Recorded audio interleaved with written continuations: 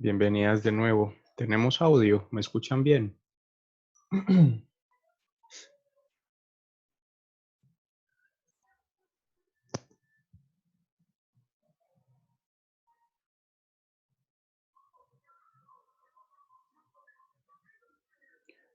Perfecto.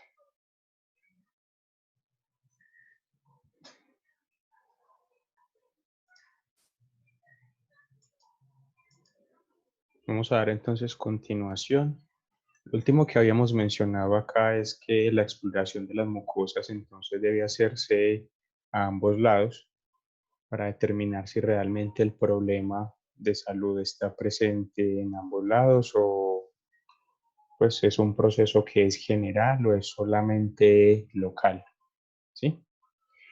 La mucosa conjuntiva palpebral es una de las mucosas de referencia al explorar el estado de irrigación, ya que generalmente no presenta pigmentos y es independiente de factores hormonales como lo son las mucosas genitales. Es un dato muy importante a tener en cuenta y se suma a lo que les comentaba ahorita de que cuando se esté evaluando una hembra, mm, pregunte si la hembra está en celo, porque si usted encuentra una vulva muy enrojecida, muy aumentada de tamaño y con ciertas secreciones, podría pasar como porque hay algún proceso infeccioso o enfermedad local sin que realmente sea por ello. Y pues también corroborar o comparar esa mucosa que usted está viendo así con la mucosa principalmente la palpebral, la de los ojos en el caso de las pequeñas especies, para poder hacer una correlación entre el estado de salud de ambas y sobre todo porque si en cuanto a coloración llegan a coincidir, entonces pues vamos a tener ahí un dato de que la irrigación sanguínea está fluyendo tanto de manera correcta en dirección a la cabeza como hacia la parte caudal o hacia la cola del animal, ¿sí? Que hay una correspondencia entre el flujo sanguíneo que va recorriendo todo el cuerpo del animal por completo, tanto desde la cabeza hacia la cola. Y sí, como ahorita notaba, creo, una de ustedes, no recuerdo quién, esta mucosa que ustedes ven acá de un color amarillento, se diría que es una mucosa.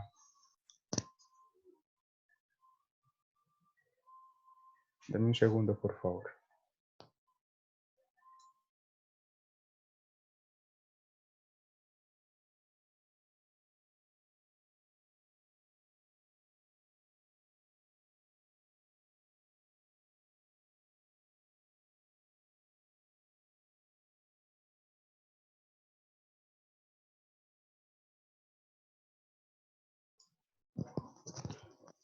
De nuevo, qué pena. Como les estaba comentando, esta mucosa que ustedes ven aquí de color amarillento, efectivamente es una mucosa ictérica. Continuamos. Causas o razones fisiológicas o normales bajo las cuales se nos pueden alterar el color de las mucosas. Causas fisiológicas. Luego de esfuerzos físicos o ejercicios en altas temperaturas ambientales, todas las mucosas suelen incrementar su irrigación y por ende se presentan más rojas de lo habitual. A esta manifestación se le denomina como hiperemia.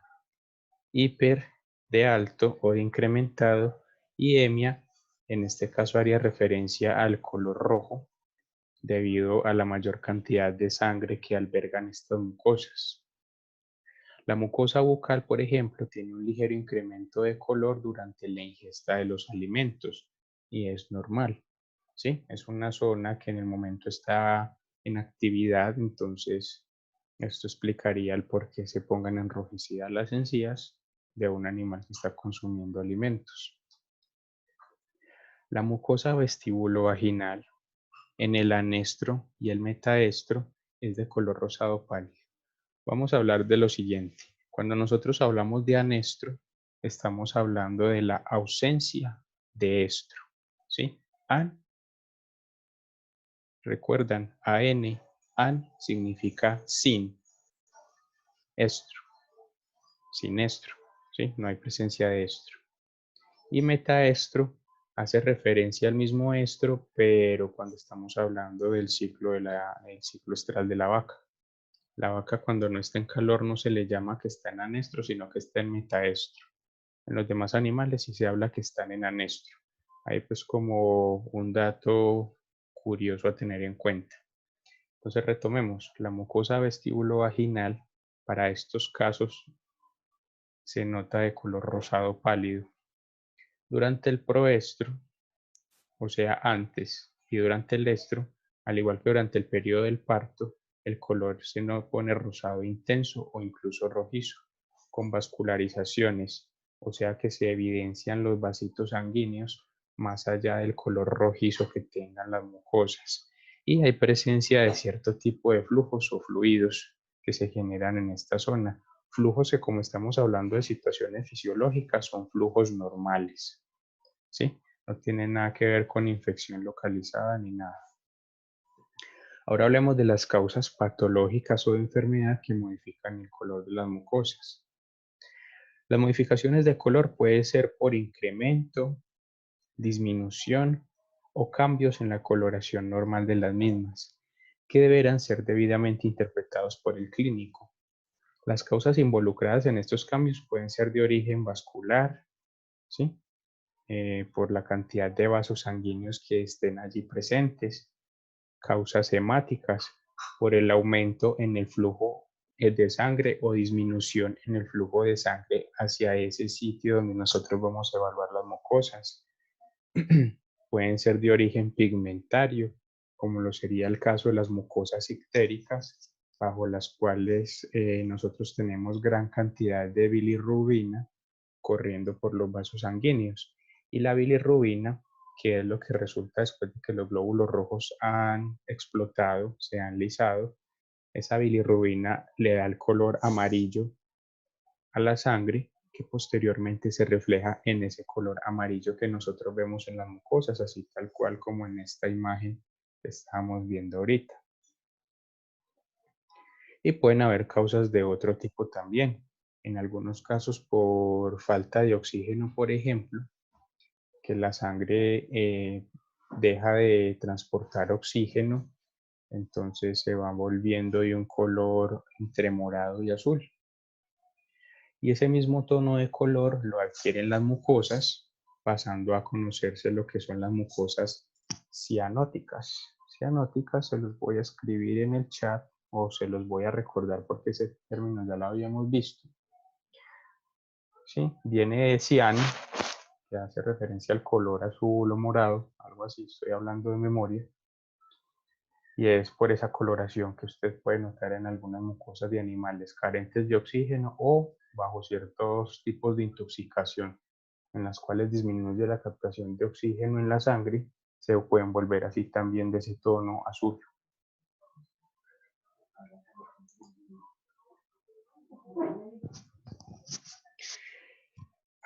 Causas vasculares por aumento o disminución de la irrigación o por extravasación sanguínea. Y se presenta algo llamado púrpuras. ¿Cómo así que extravasación sanguínea? Digamos que los vasos sanguíneos, tanto venas como arterias, así por ellas fluye sangre. Estas venitas y arterias también están formadas por células y entre esos tejidos celulares puede haber poros.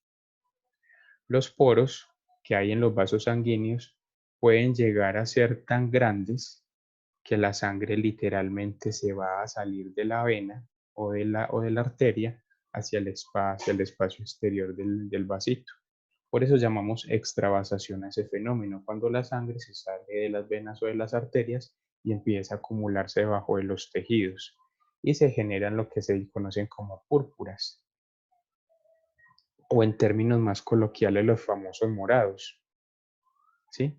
¿Cuándo pasa eso? Simple. Cuando usted recibe un golpe en una extremidad, por ejemplo, o en la cara, o cuando usted le cae un objeto pesado o se golpea con una puerta, qué sé yo, inmediatamente ese golpe, esa contundencia de ese trauma en esa zona en particular va a hacer que los vasos sanguíneos bajo la piel eh, pierdan su tono y se vuelvan más permeables. Al volverse permeables, la sangre que corría por esos vasitos sanguíneos se va a salir, se va a alojar ahí en el tejido subcutáneo y esa sangre entonces se va a agrupar y va a formar esa coloración característica que son los morados o las púrpuras. ¿Sí? Ese mismo fenómeno puede llegar a pasar en las zonas donde nosotros tenemos mucosas. Si por ejemplo a vos te dan un golpe en la cara y ese golpe te alcanza a lastimar las encías, en las encías también se puede generar ese fenómeno de que te den morados. Entonces vas a tener una encía que se va a ver en ciertas partes de un tono rosado normal, en otras partes se va a ver rojiza y con el paso de los días se va a poner morada, porque ahí también tenés un hematoma o un morado o una púrpura debido al golpe que recibiste. ¿Sí queda claro eso, chicos?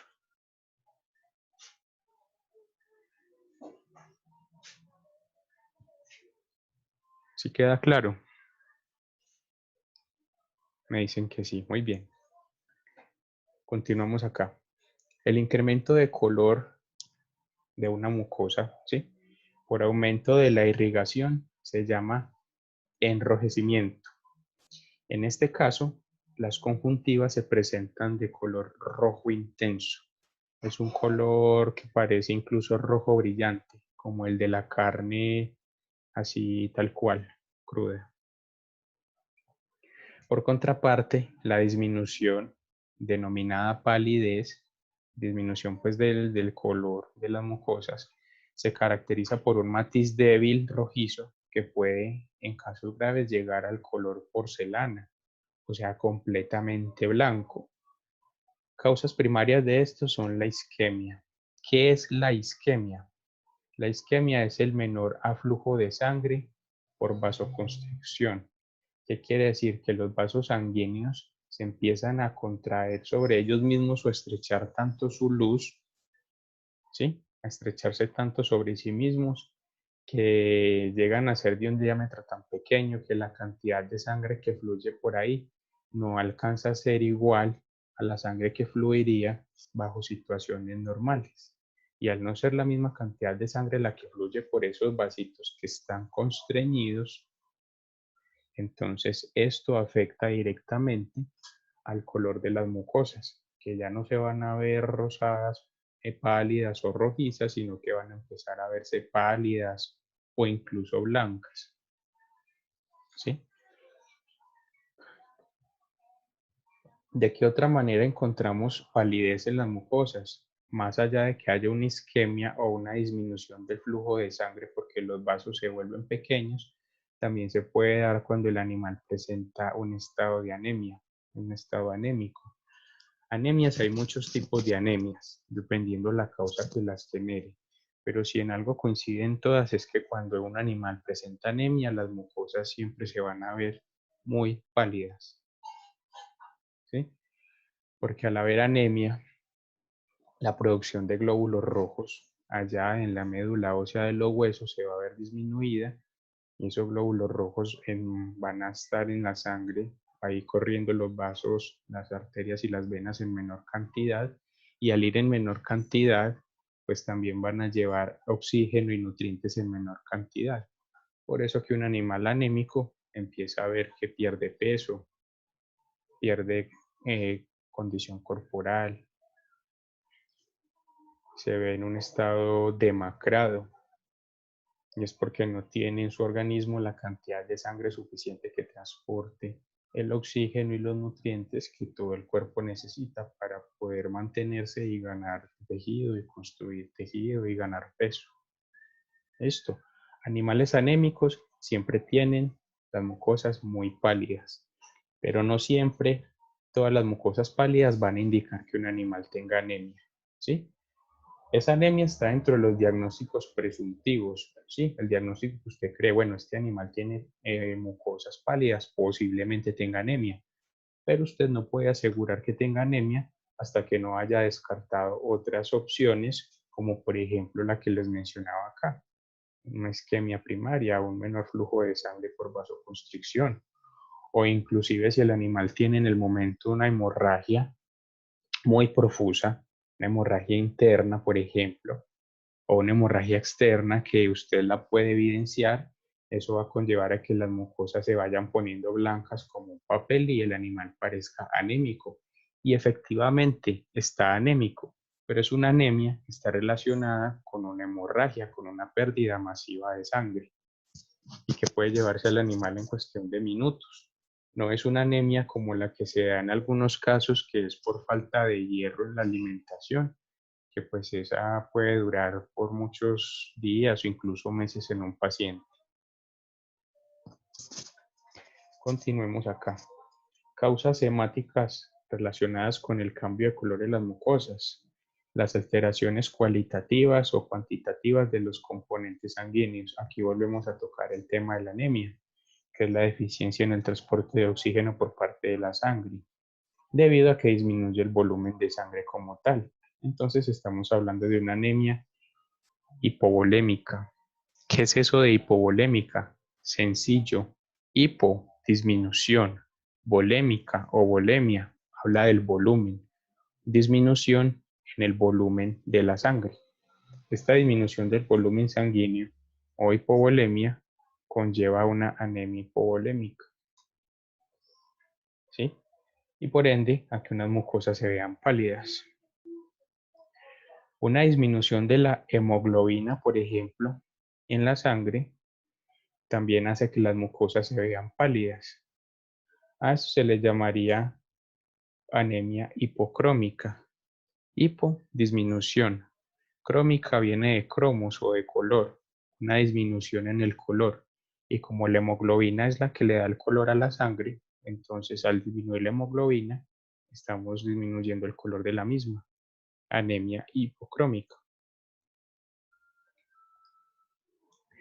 Por una disminución de los glóbulos rojos o una no producción de glóbulos rojos, porque puede darse el caso en que el cuerpo detenga su producción de glóbulos rojos, ¿sí?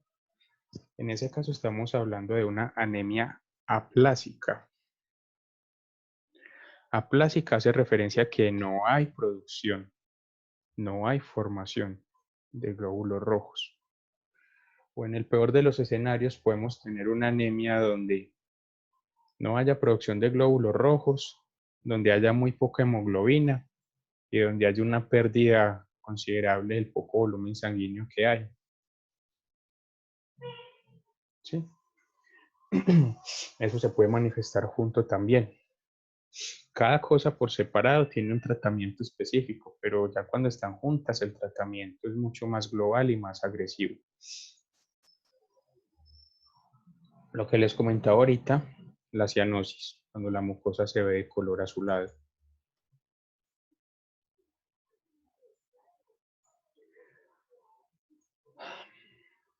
Cambios pigmentarios. Ictérica, mucosa color amarillo, cuya intensidad depende de la concentración de bilirrubina en la sangre. Ya lo habíamos mencionado también. Clínicamente se distinguen a las ictéricas, perdón, a las ictericias, ¿sí? Este término se distingue entre flavínico, cuando las mucosas tienen un color amarillo intenso, o verdínico, cuando el color es amarillo verdoso. ¿Por qué pasa esto? Por transformación de la bilirrubina en biliverdina al irse oxidando parcialmente en los tejidos, dando un signo de cronicidad. Echemos pasos atrás. Recuerden, la bilirrubina se presenta cuando el glóbulo rojo se ha destruido. Es un desecho.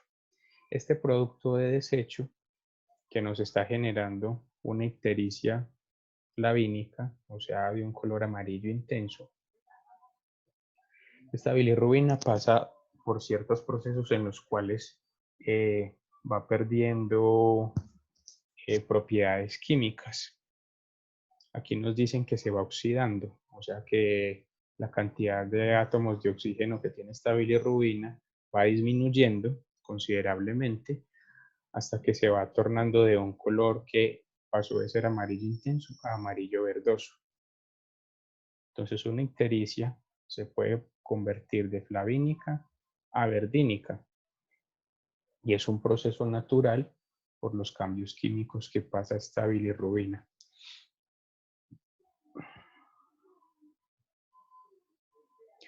Hablamos de una ictericia rubínica en la que el amarillo se torna de un color rojizo, la cual es frecuente en las ictericias de origen hematógeno, ¿sí? Relacionadas directamente con la sangre. Considerar pigmentación amarilla por otras causas como la ingestión excesiva de carotenos, administración de medicamentos que contengan santonina o tripaflavina. Cuando nosotros estamos alimentando herbívoros, ¿sí? En el caso de bovinos, de equinos e incluso de los cerdos que también consumen cierto material vegetal, hay alimentos de origen vegetal que pueden contener gran cantidad de carotenos y de estas otras sustancias. Estas sustancias en grandes cantidades, cuando son, cuando son comidas o consumidas por estos animales, son absorbidas y pasan a la sangre, pueden llegar a generar cambios en la pigmentación de las mucosas, ¿sí? Razón por la cual, y aquí se nos complica un poco el caminado, si nosotros encontramos un herbívoro, ¿sí? Por decirlo así, un caballo, que tenga una encía de color amarilla, inicialmente nosotros pensaríamos en una ictericia por alguna de estas causas que mencionamos acá. Se le destruyeron los glóbulos rojos, está todo esto. Pero, tenga presente que ese animal también pudo haber consumido algunas plantas que conllevaran a que el color de su sangre cambie y por ende el color de las mucosas. Listo. Queda comprendida esta parte que les mencioné a lo último.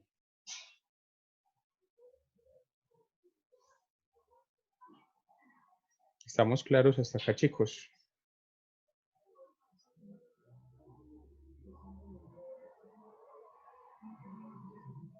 Listo, me dicen que sí. Hablemos de la melanina. Algunos animales tienen manchas de melanina en las mucosas.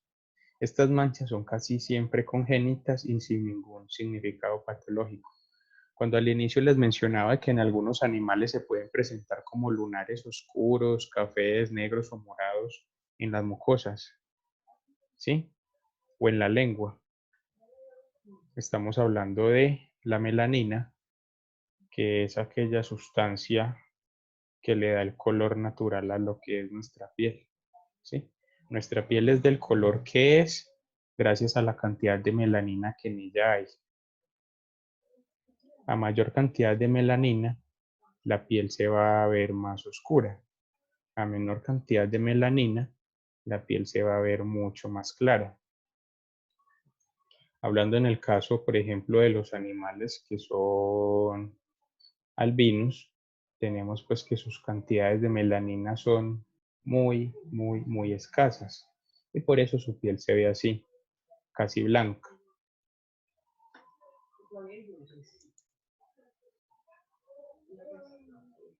Otras alteraciones que pueden llevar a cambios de color en las mucosas. Los edemas de las mucosas por infiltración serosa de la submucosa. Estos edemas pueden ser de origen inflamatorio o mecánico y son de importancia. Su observación debido a que a la laxitud del tejido de las mucosas aparecen precozmente en procesos de índole general como neuropatías, cardiopatías, etc. Edemas son aumentos de tamaño, sobre todo por acumulación de líquidos. Cuando hay problemas cardíacos y por ende la presión arterial, muchas veces el cuerpo se suele llenar de líquidos porque el riñón no los depura eficientemente a la hora de orinar. Esa acumulación de líquidos bajo las mucosas puede alterar el color de las mismas. Algunas enfermedades del sistema nervioso también están relacionadas con cambios en la coloración de las mucosas.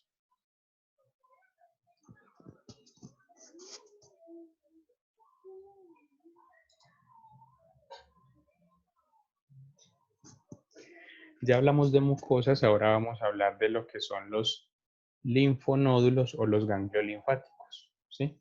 Cuando se habla de linfonódulos en los libros, muchas veces suele ir acompañado de esta sigla, linfonódulos, ¿sí? Como para resumir toda esa palabra. Para cuando lo encuentren por ahí revisando las bibliografías y ahorita pues que tienen la tarea de que se les puso sobre anatomía, muy seguramente puedan hallar en libros estas referencias y con siglas, entonces ya sabe que hace referencia a los ganglios linfáticos o linfonódulos, es lo mismo. El sistema linfático como tal hace parte del sistema inmunológico del organismo y está compuesto por algunos órganos linfoides o linfáticos como son el vaso y el timo. El vaso nosotros lo tenemos ubicado por debajo del estómago y ese es el que se nos inflama muchas veces cuando empezamos a hacer ejercicio así explosivo después de haber comido, ¿sí? Esa famosa expresión de que, ay, es que tengo vaso, sí, todos tenemos vaso, obvio. Lo que usted quiere hacer referencia es que le está doliendo dentro de su cavidad abdominal en el sitio donde está ubicado el vaso. ¿Por qué le duele el vaso? Porque el vaso se inflamó. ¿Por qué se inflamó? Porque si usted después de comer, que ya tiene su sistema digestivo trabajando ahí al máximo, toda la sangre de su cuerpo está ocupada trabajando con el sistema digestivo. Si usted le mete a su cuerpo ejercicio, va a empezar a demandar también sangre para activar los músculos y responder al ejercicio. Entonces, ¿qué tiene que hacer el cuerpo en ese caso? Producir glóbulos rojos para poder suplir la demanda que usted está haciendo. Y en ese proceso de producir más glóbulos rojos, estos empiezan a salir o a producirse en el vaso y conlleva que se inflame. Sobra decirles, nada de ejercicio después de haber comido, ni ustedes ni sus mascotas, para evitar en parte que el vaso se les inflame y otros problemas de salud relacionados con eso. Tenemos además, dentro de todo ese sistema linfático, algunos tejidos conocidos como tonsilas y las placas de Peyerl y la propia médula ósea. Las tonsilas, haga de cuenta como si fueran ganglios linfáticos, pero pequeñitos, muy pequeños, y están diseminados por todo el cuerpo, ¿sí? Cubriendo los órganos de nuestro cuerpo. Las placas de Peyerl también son una extensión de esos ganglios linfáticos ubicadas y asociadas al sistema digestivo.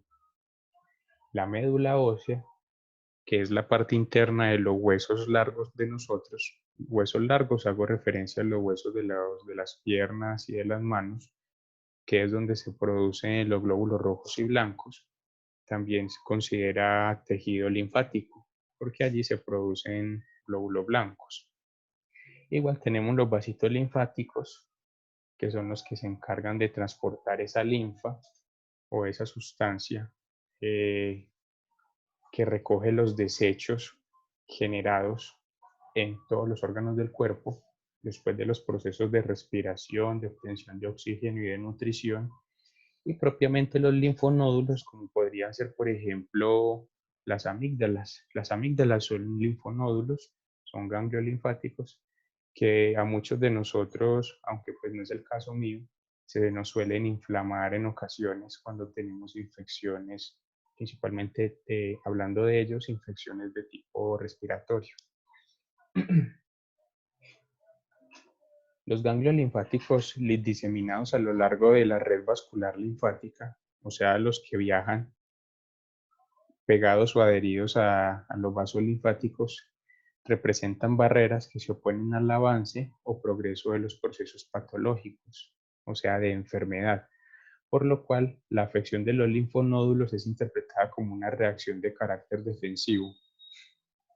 Cuando en un animal cuyas condiciones hacen difícil la palpación de los ganglios, cuando usted aborda ese animal y esos ganglios que antes eran impalpables, ahora usted los puede tocar, están aumentados de tamaño y al animal le duele cuando se los toca y se sienten muy duros, eso le está indicando a usted de que muy seguramente el animal esté presentando una infección, si no generalizada, al menos sí en esa zona en la cual usted está tocando esos ganglios afectados. Vuelvo al ejemplo de ahorita, las amígdalas. Normalmente uno no se las alcanzaría a palpar, pero cuando hay algún problema respiratorio, sobre todo en vías aéreas superiores, en tráquea principalmente, esos ganglios se van a inflamar como respuesta a la infección. ¿Por qué se inflaman? Porque ellos en ese lugar van a empezar a combatir la infección, a producir glóbulos blancos y a empezar a drenar de esos tejidos aquellas bacterias que van muriendo y que deben desecharse del cuerpo. Las alteraciones patológicas de los linfonódulos se denominan adenopatías, o sea, enfermedades de los ganglios, y pueden ser de origen inflamatorio, como el caso de las adenitis, que son muy comunes en los caballos, o pueden ser de origen tumoral. ¿Qué quiere decir? Que los ganglios linfáticos también se van a ver afectados en un paciente que presente algún tipo de cáncer o algún tipo de neoplasia, pues que vienen a ser lo mismo, cáncer y neoplasia. Un animalito con cáncer va a presentar entonces sus ganglios linfáticos afectados, alterados, aumentados de tamaño. ¿Por qué? Porque estos ganglios hacen una respuesta ante las células tumorales similar a la que hacen frente a una infección bacteriana o una infección por hongos o una infección de tipo viral. ¿Vamos claros hasta ahí, chicos, con lo que son los ganglios linfáticos o hay preguntas?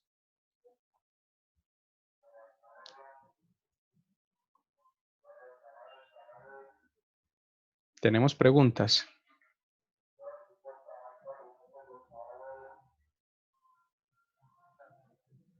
Bueno, continúo. Métodos de exploración de los linfonódulos. Según la ubicación anatómica de los mismos, se los puede clasificar en linfonódulos o en ganglios linfáticos superficiales y en linfonódulos o ganglios linfáticos profundos. Los linfonódulos superficiales permiten el examen semiológico por medio de la inspección, que es aquella que nosotros hacemos visualmente, ¿cierto? Y mediante la palpación. En cambio, para los ganglios linfáticos profundos se utilizan los métodos complementarios de exploración. Los métodos complementarios de exploración los habíamos mencionado en la clase anterior y de pronto los más indicados para usted explorar un ganglio podrían ser la punción, ¿sí? Dirigir una jeringa con una aguja larga hacia el sitio donde está el ganglio, punzar sobre ese ganglio, aspirar, hacer un aspirado de ese ganglio y esa sustancia que se obtiene de ese ganglio linfático se puede evaluar en condiciones de laboratorio para determinar la presencia de reacción ante una infección. Otro método complementario para exploración de los ganglios puede ser a través de la ecografía, ¿sí? Por medio de un ecógrafo vamos a tener acceso para determinar forma, tamaño de esos ganglios profundos que puedan hallarse afectados ante la presencia de una infección o ante la presencia de un, de un tumor, ¿sí? De un problema de salud ya de tipo tumoral, un cáncer. Otra forma de hacer una exploración de aquellos ganglios que están profundos puede ser también por utilizando un endoscopio, haciendo una endoscopía.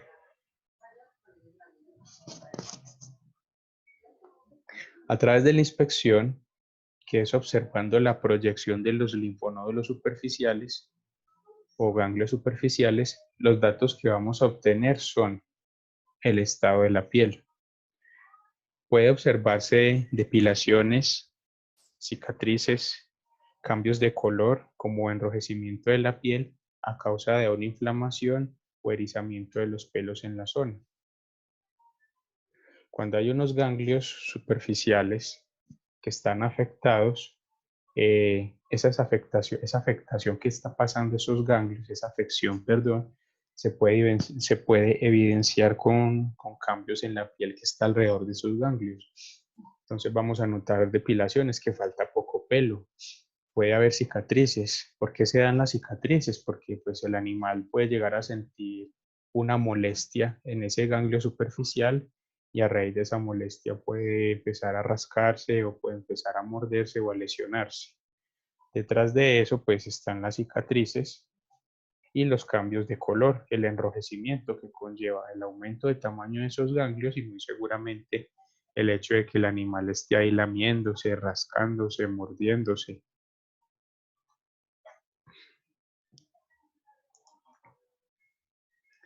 Bajo la inspección de los ganglios linfáticos también podemos darnos cuenta si hay deformaciones. Cuando ese ganglio linfático aumenta de tamaño de forma considerable, se pueden empezar a notar contornos anormales en la zona de proyección del mismo ganglio, ¿sí? Pueden llegarse a ver incluso abscesos. Recuerden que el absceso o un absceso es un orificio,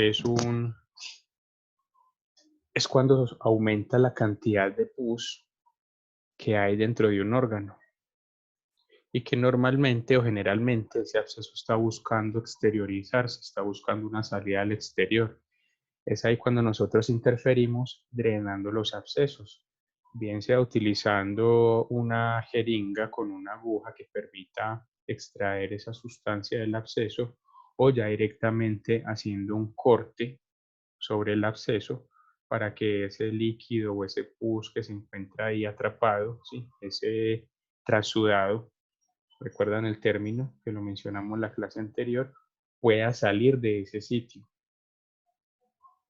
También cuando encontramos unos contornos anormales o extraños en un ganglio linfático superficial, podemos empezar a sospechar de que haya presencia de un tumor y que esté presentándose directamente sobre ese ganglio. ¿Qué más podemos notar a nivel de inspección cuando miramos los ganglios? La presencia de fístulas o úlceras. Ejemplos